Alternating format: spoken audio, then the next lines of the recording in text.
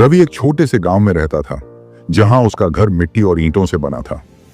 घर के बाहर एक बड़ा पेड़ था, जिसके नीचे उसकी मां सब्जियां काट रही थी और उसके पिता खेतों में हल चला रहे थे।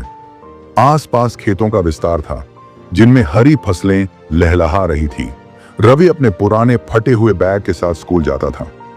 उसकी स्कूल की इमारत साधारण थी, जहां बच्चे लकड़ी की बेंचों पर बैठे थे। कुछ बच्चे किताबें पढ़ रहे थे, तो कुछ ध्यान से शिक्षक की बातें सुन रहे थे। रवि के चेहरे पर पढ़ाई के प्रति उत्साह था, लेकिन जेब में पैसे नहीं थे। शाम को स्कूल से लौटने के बाद रवि अपने पिता के साथ खेतों में काम करता था। वह हल पकड़कर मिट्टी को जोतने में मदद करता, जबकि उसके पिता बीज बो रहे थे। सूरज ढल रहा था और दोनों के चेहरे पर पसीने की बूंदें चमक रही थीं। रवि रात में गांव की एक छोटी सी किराने की दुकान पर नौकरी करता था।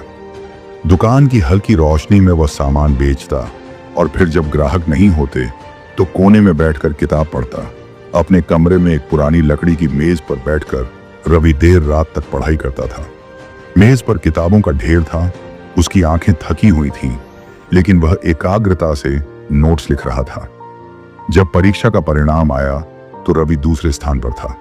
वह थोड़ा उदास था, लेकिन उसके गुरुजी ने उसके कंधे पर हाथ रखकर उसे समझाया कि हार से सीखकर आगे बढ़ना चाहिए। अब रवि और भी मेहनत करने लगा। वह गांव के पुस्तकालय में घंटों बैठकर पढ़ता, पुरानी किताबों को ध्यान से पढ़ता और अपने नोट्स बनाता।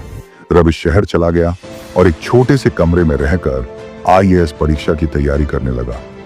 कमरे में सिर्फ एक टेबल, कुर्सी और किताबों की अलमारी थी। वह सुबह से रात तक पढ़ाई करता, कभी कभी थककर किताबों पर ही सिर रखकर सो जाता। कई वर्षों की मेहनत के बाद रवि ने आखिरकार आईएएस परीक्षा पास कर ली। जब परिणाम आया तो उसके माता पिता की आंखों में आंसू थे और पूरा गांव उसे बधाई देने आया। गांव के चौपाल में मिठाइयां बांटी जा रही थीं। रवि ने गांव के बच्चों से कहा, सपनों को पूरा करने के लिए मेहनत और समर्पण सबसे जरूरी है। कभी हार मत मानो, क्योंकि कठिन रास्ते ही सबसे खूबसूरत मंजिलों तक पहुंचाते हैं। रवि की कहानी हमें सिखाती है कि सफलता का कोई शॉर्टकट नहीं होता। मेहनत, धैर्य और समर्पण से कोई भी सपना पूरा किया जा सकता है।